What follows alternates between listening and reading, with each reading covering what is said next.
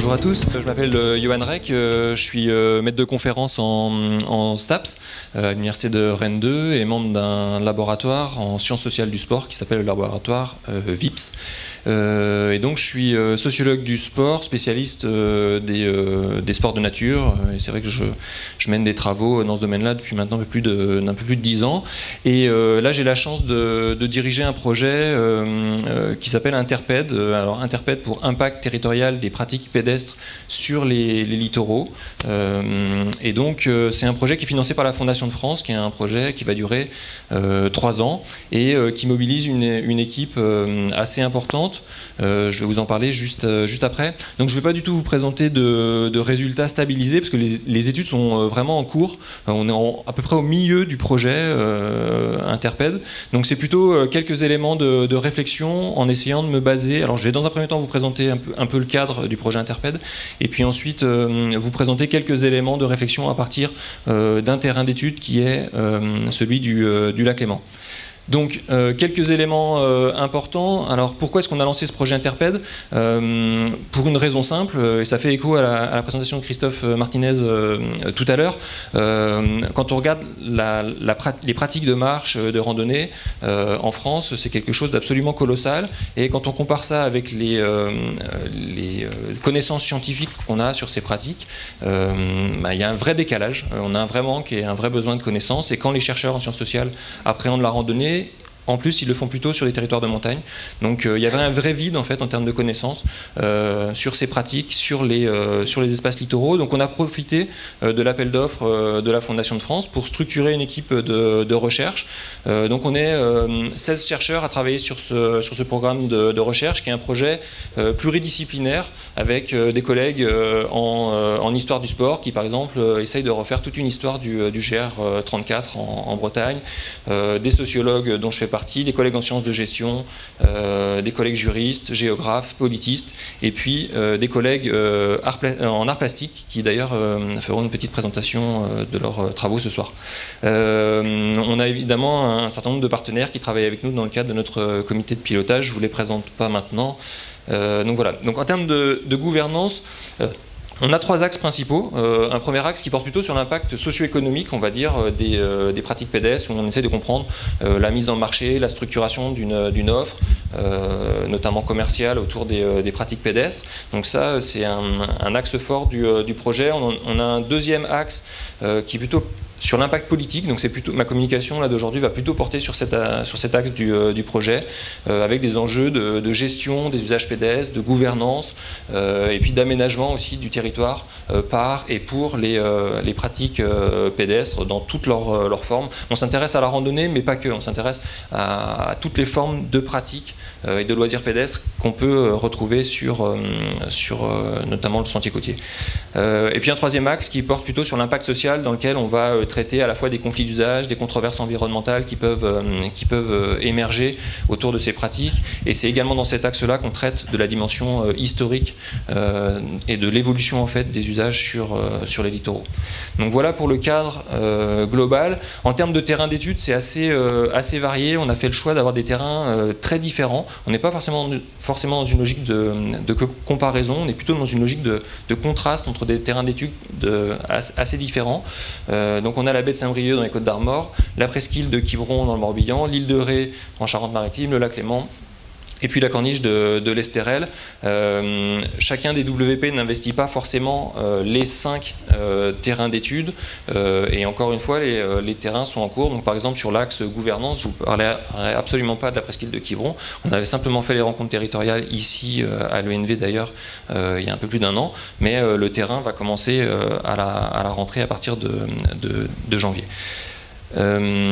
Donc je vais surtout aujourd'hui vous parler de l'impact politique des usages pédestres, qui est un axe important. On cherche à comprendre en fait les politiques publiques de gestion et d'aménagement du sentier littoral.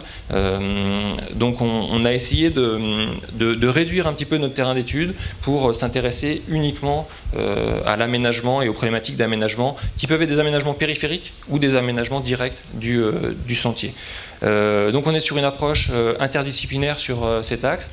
Donc moi-même je représente la sociologie, mais on travaille avec des géographes, une collègue juriste, un collègue en sciences politiques, et on a essayé de construire une grille à la fois d'analyse, d'observation et d'entretien qui soit vraiment pluridisciplinaire. Donc on a essayé de travailler sur des concepts qui pouvaient nous rassembler pour avoir une grille de lecture en fait de ces territoires qu'on va ensuite observer.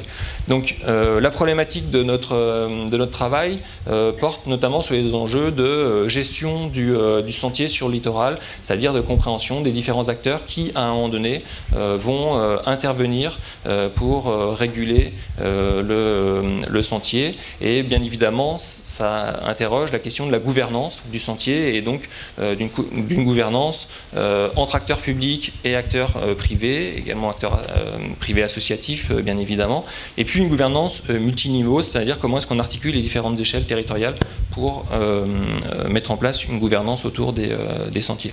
Donc on s'intéresse à l'aménagement au sens large, que ce soit les investissements pour soit tout simplement parfois créer des sentiers, les entretenir, et puis également qui balise, qui fait les aménagements périphériques, par exemple en termes de parking, qui entretient, etc.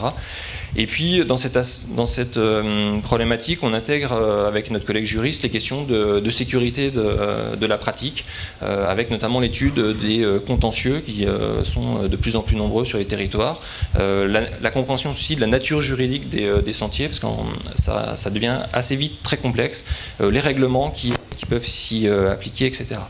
Et puis on intègre aussi une dimension qui relève plutôt de l'innovation des pratiques et on cherche à comprendre en fait comment la randonnée se décline maintenant sous de multiples formes, et en réalité il n'y a pas un usage mais de multiples usages qui se conjuguent sur les sentiers des littoraux, et donc on intègre la question du trail, de la marche nordique, bref de toutes les diversifications qui apparaissent aujourd'hui et qui sont très présentes. Donc on essaye de comprendre aussi les problèmes que ça pose en termes de gestion, toutes ces évolutions en termes de pratiques sportives. Je regarde en même temps le chronomètre. Je sais qu'on est un petit peu contraint. En termes de méthodologie, donc on a eu une phase exploratoire qui était de partir à la rencontre de tous les acteurs de nos 5 terrains d'études par des rencontres territoriales où on présentait notre démarche de recherche, où on essayait en fait déjà de les identifier et puis d'une certaine manière de les impliquer. Ça permet en fait après plus facilement d'aller sur le terrain pour les rencontrer. Donc ça a permis d'engager une première dynamique. Et puis à partir de là, on a fait un gros travail dans un premier temps sur la première année du contrat d'observation des espaces de pratique avec des repérages photographiques des principaux itinéraires qu'on avait identifiés, des aménagements avec systématiquement des prises de photos, etc. Et puis un travail de recueil de documents, de cartographie, avec tous les documents qui ensuite peuvent nous servir pour produire l'analyse, et puis des documents juridiques, que ce soit les arrêtés municipaux, les arrêtés préfectoraux, les conventions, etc., qui ensuite vont nous être très utiles dans la phase d'analyse des données dans laquelle on n'est pas encore rendu. Deuxième phase, c'est maintenant dans laquelle on est, qui est plutôt une phase d'enquête, c'est-à-dire qu'on travaille principalement à partir de méthodes d'enquête qualitatives, soit des méthodes ethnographiques d'observation, soit des méthodes d'enquête par entretien. Donc des entretiens exploratoires avec tous les acteurs qu'on avait identifiés. Donc l'entretien exploratoire nous permet en fait de constituer notre base de données et de véritablement identifier tous les acteurs qui à un moment donné interviennent sur la gestion du sentier. On a construit un guide d'entretien commun et là on est dans une phase intense de recueil des données sur nos 5 territoires. Donc l'enquête est vraiment encore en cours et ce que je vais vous présenter maintenant n'est absolument pas des résultats stabilisés, c'est simplement quelques éléments de réflexion que je vous soumets. Alors, déjà dans un premier temps, sur le choix de vous présenter le lac Léman, ça me semblait important, et on en avait discuté un petit peu avec David, ça me semble important de parler des espaces lacustres, parce que quand on parle du littoral, on pense très facilement à la mer, mais on a tendance aussi à oublier les espaces lacustres qui font partie de la définition juridique du littoral, et donc c'est aussi pour ça qu'on avait intégré le lac Léman dans notre réflexion auprès de la Fondation de France.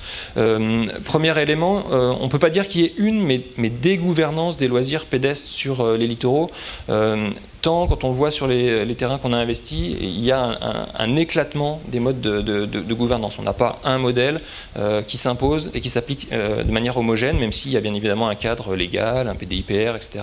Vous connaissez tout ça. Là, par exemple, la photo que vous avez, c'est sur le sentier des Bacounis, sur le lac Léman, entre Évian et Saint-Gingolph. En Haute-Savoie, il y a une politique d'harmonisation du balisage sur les sentiers classés au PDIPR. C'est absolument pas le cas partout sur tous nos terrains d'études. Je vais aller très vite, David, c'est la suite. Deuxième aspect, le rôle structurant que joue le monde associatif dans l'aménagement des sentiers. À la fois par le balisage, ça c'est des choses qu'on connaît par le rôle de la Fédération de randonnée pédestre, mais aussi dans l'aménagement plus concret, l'entretien, et parfois des aménagements très très lourds, avec par exemple sur le territoire d'Évian, une association qui a la délégation pour vraiment faire des travaux très lourds, parfois de maçonnerie, d'aménagement de marche, etc., de sécurisation des espaces. Donc un rôle associatif très important. Et puis sur le lac Léman, un autre rôle associatif important qui est des associations militantes qui se sont structurées pour faire ouvrir la servitude de marchepied, qui théoriquement est une obligation, mais qui s'applique véritablement pas partout. Et donc une association qui a pris énormément de poids, d'ailleurs il y en a même plusieurs, et qui font une espèce de lobbying auprès des collectivités pour faire ouvrir cette servitude de marchepied. Donc des communes qui ont une politique très volontariste en matière d'ouverture. Donc ce qu'on observe, c'est des politiques très différentes en fait d'une commune à l'autre. Des communes qui, par exemple, la commune d'Antilly-sur-Léman que vous avez sur la photo, qui a fait un vrai effort en fait d'ouverture de la servitude de marchepied, ce qui même est très étrange quand on se balade sur le territoire, parce qu'on passe pratiquement sur la terrasse des gens, parfois sur certains espaces. Donc c'est presque assez dérangeant. Mais en tout cas, la commune a vraiment eu cette volonté-là. D'autres qui, au contraire, ferment totalement leur espace, quoi. Et puis d'autres communes, comme celle de Publier, que j'ai mis en exergue, là, et qui a ouvert deux grands parcs acquis par le conservatoire du littoral et qui sont aujourd'hui extrêmement fréquentés, quoi. Donc ça pose la question de l'accessibilité en fait, du littoral pour les marcheurs et pour tout simplement les habitants. Dernier élément, quelques caractéristiques du sentier, et je m'arrête là. Une discontinuité très forte du sentier et donc une difficile mise en tourisme, pratiquement aucun itinéraire qui peut être présenté, commercialisé, mis en tourisme par les offices du tourisme, et donc une ouverture du sentier qui est à la fois un enjeu de démocratisation, mais qui en même temps génère des gros problèmes, notamment des conflits d'usage très importants, parce qu'à partir du moment où la servitude de marchepied est ouverte, d'autres usages viennent s'y greffer, de la pêche, de la baignade, de la canie rando, etc. Donc des situations problématiques qui émergent. Enfin, une diversification très importante des pratiques, avec d'autres modes de pratique qui viennent se greffer, le trail, la marche nordique, etc. Et puis l'événementiel sportif qui, petit à petit, vient également se greffer sur ces pratiques déjà existantes. Je vous remercie.